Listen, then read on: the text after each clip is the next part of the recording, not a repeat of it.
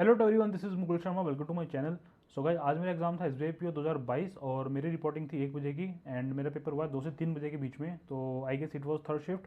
तो फटाफट analysis start करते हैं कैसा पेपर का लेवल था और मेरे कितने अटैम्प्ट हुए और इस बार कट ऑफ कितनी जानी चाहिए।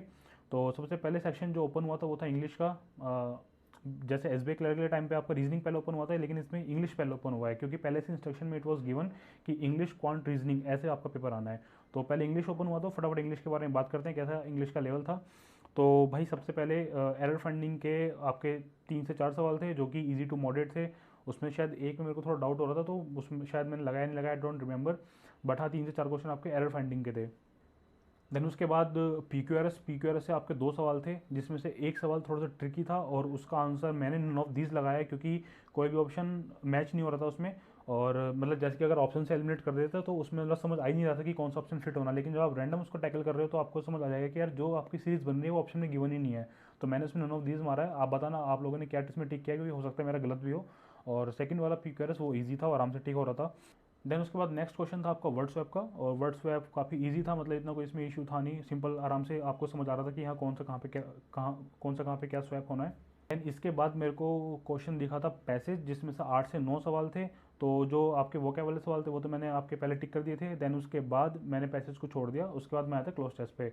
और पैसेज की अगर मैं बात करूँ, पैसेज थोड़ा सा लेंदी था बट उसकी लैंग्वेज काफ़ी ईजी थी और क्वेश्चन भी काफ़ी ईजी थे। लेकिन मेरा वो कंप्लीट अटैम्प्ट हो नहीं पाया। रीज़न बिहाइंड इट कि मैंने पहले क्लोज टेस्ट को अटैम्प्ट किया था, और जनरली हम करते भी यही कि हम क्लोज टेस्ट को हिट करते हैं पहले। क्लोज टेस्ट में क्या था, उसकी लैंग्वेज ठीक थी, लेकिन जो आपके फिलर्स थे उसमें फ्रेजल वर्ब की फॉर्म में फिलर्स दिए हुए थे और उसमें थोड़ा सा टाइम लगता था सोचने में कि यार टू वाला रहेगा कि फोर ऑफ वाला रहेगा। तो क्लोज टेस्ट में मतलब मेरा बेसिकली टाइम वेस्ट हुआ थोड़ा सा। और अगर क्लोज टेस्ट की जगह अगर मैं पैसेज करता तो मेरा पूरा अटैम्प्ट हो जाता, बट ये हो नहीं पाया ऐसा। तो पैसेज के मेरे 2 से 3 सवाल मैंने स्किप किए हैं। देन उसके बाद आपके सेंटेंस इंप्रूवमेंट के 4 से 5 सवाल थे, और जो कि इजी टू मॉडरेट थे। वो भी 1-2 सवाल उसमें मतलब थोड़ा सा कन्फ्यूजन बेस था और मतलब मेरे को समझ आ नहीं रहा था। बाकी आप लोग बताइएगा आपके कितने अटैम्प्ट रहे। मेरा टोटल अटैम्प्ट आया है इसमें 26 इंग्लिश में। और एक्यूरेसी तो भाई इंग्लिश में आपको पता ही है ऊपर नीचे हो ही जाती है, और मेरी तो खासकर होती है। तो देखते हैं अब इंग्लिश में कितना स्कोर आएगा। फिर नेक्स्ट सेक्शन था आपका क्वांट। तो क्वांट में यार क्या था कि अभी जैसे कि रिसेंटली मैंने कोई इसका मॉक वगैरह दिया नहीं था, क्योंकि मेरा जो प्रोसेस चल रहा है वो सीएचएसएल और एनटीपीसी की ज्वाइनिंग का चल रहा है। तो मेरे को इतना कोई खास टाइम मिला नहीं देने के लिए, और मतलब जो मेरा फोकस था बेसिकली वो सीजीएल के लिए था। तो अभी मेरी प्रैक्टिस में जो है वो सीजीएल वाला कंटेंट ज़्यादा है, डेट मीन्स अर्थमेटिक पोर्शन मेरा अच्छे से प्रैक्टिस में है। तो सबसे पहले मैंने जब मेरा क्वांट ऑप्शन जो जो मेरा क्वांट वाला सेक्शन ओपन हुआ, तो उसमें मैंने पहले आपके सिंप्लीफिकेशन ये सब ढूंढने की कोशिश करी, बट मेरे को मिले नहीं। क्योंकि सबसे पहले हम क्या करते हैं, स्टार्टिंग के 4-5 सवाल स्किप करते हैं, देन हम सीधा लास्ट में आते हैं। लास्ट में मेरे को भी नहीं दिखे थे वो सवाल। तो आई थॉट कि भाई जो सामने आ रहा है बनाते चलो। तो मेरे सामने वर्ड प्रॉब्लम आती रही तो मैं उसको बनाता रहा। तो 7 से 8 वर्ड प्रॉब्लम बनने के बाद मेरे सामने आए थे क्वाड्रेटिक के 4 सवाल, 4 या 5 सवाल थे। और 5 सवाल थे आई गेस। तो उन 5 में से 4 जो आपकी क्वाड्रेटिक थी वो क्या थी कि उनके रूट्स थे वो आपके फ्रैक्शंस में थे। लेकिन जो आपका एक सवाल था उसमें आपका सिंपल इंटीजर बेस आपके रूट्स आ रहे थे। और इसके बाद फिर मैंने बीच में के टिक किया, तो मेरे को डी आई आर काफ़ी थी। डी आई मेरे ख्याल से 3 DI आई हुई थी आज वाले पेपर में। तो स्टार्टिंग वाली जो डी आई मेरे सामने आई थी वो वेरिएबल बेस्ड थी, उसमें मतलब आपको ए या एक्स की फॉर्म में कुछ दिया हुआ था। तो आई थॉट कि यार इसमें बनाने में टाइम लगेगा, तो मैंने उसको स्किप कर दिया। देन उसके बाद एक डी आई थी जिसमें पी प्लस क्यू की वैल्यू दी हुई थी और पी की वैल्यू दी हुई थी, और हमें क्यू की निकालनी थी, या फिर क्यू की दी हुई थी हमें पी की निकालनी थी, ऐसे कुछ था वो। डेटा काफ़ी सिंपल था, बट क्वेश्चन उसके काफ़ी लेंथी थे। लेकिन उससे पहले ही मेरे को अप्रोक्सीमेशन के 5 सवाल दिख गए थे, तो मैंने वो अटैम्प्ट कर दिया फटाफट। उसके बाद जब मेरे को दिख गया कि यार अब इसमें कुछ और कुछ करने लायक मेरे को दिख नहीं रहा, तो मैंने फटाफट डी आई पे मैं गया वो पी प्लस क्यू वाली पे, और मैंने वो बनाई। और उसके शायद 5 से 6 सवाल थे जो ये डी आई मैंने बनाई है। और इसमें 3 क्वेश्चन ईजी थे और 3 क्वेश्चन थोड़े लेंथी थे। तो मतलब मैं कहूँगा कि यार ठीक था पेपर मैथ्स का। मॉडरेट ही कहूँगा, moderate to difficult we can say that, क्योंकि दो जो डी आई थी यार काफ़ी टफ मेरे को लग रही थी दिखने में, बट मैंने बनाई नहीं। हो सकता है काफ़ी बच्चों ने बना लिया। अगर आपने बनाई है तो मेरे को बताना ज़रूर कि आपने बनाई है नहीं बनाई। तो क्वांट में मेरा अटैम्प्ट हुए हैं 22। देन इसके बाद आपको रीजनिंग। तो भाई रीजनिंग का, तो रीजनिंग एक ऐसा सेक्शन है कि अगर आपने 4-5 दिन तैयारी उसकी नहीं करी, आप प्रैक्टिस में नहीं हो पजल के, तो वो आपको धोखा देगा ही देगा। और मेरे साथ भी आज ऐसा ही हुआ। मेरी स्ट्रेटेजी आज रीजनिंग को टैकल करने की अच्छी नहीं रही थी। तो मैं आपको फटाफट बताता हूँ कि क्या क्या सवाल आए थे और मतलब क्या क्या सवाल मैंने बनाए हैं। तो सबसे पहले मेरे सामने ब्लड रिलेशन आया था, जो 5 से 6 लाइन का ब्लड रिलेशन था, और शायद उसमें यार 10-11 बंदे थे, I am not sure. But मेरे को एच और आई तक तो बंदे दिख रहे थे मेरे को, तो मतलब काफ़ी मतलब बल्कि था वो वाला ब्लड रिलेशन, तो मैंने उसको स्किप कर दिया। देन उसके बाद मेरे को कोई भी मिसलिनियस का कंटेंट नहीं दिखा, ना तो मेरे को स्लॉग दिखे, ना मेरे को कोई भी जो आपके वाले सवाल नहीं होते कि ए पी क्यू ऐसे करके आपकी सीरीज मतलब वगैरह बनी होती है, ना मेरे को वो दिखा।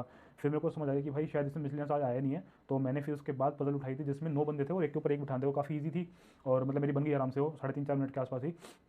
देन उसके बाद मेरे को एक पजल और उठानी थी, तो मैंने उसको मार्क्स रिव्यू करके मैं थोड़ा आगे गया, आगे जाके मैंने देखा कि वहाँ पे मेरे को सवाल दिखे। एक था आपका कि सेकंड, थर्ड, फिफ्थ और एट से क्या आपका वर्ड बनेगा।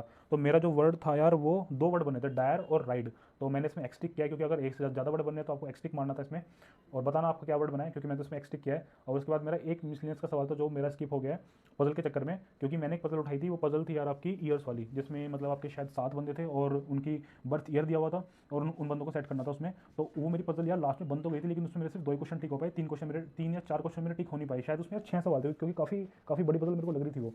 तो उसमें मैंने 2 क्वेश्चन टिक किए और तीन मान लो 3 मैंने टिक नहीं किए उसमें बेसिकली। तो मेरा रीजनिंग में अटैम्प्ट हुआ है 20, कोई भी स्लोक का सवाल नहीं था, कुछ नहीं था, पजल ही पजल भरी हुई थी। और बस जो मिसलिनियस के नाम पे जो मैंने आपको ये 2-3 सवाल बताए, बस यही थी मिसलिनियस में आपके।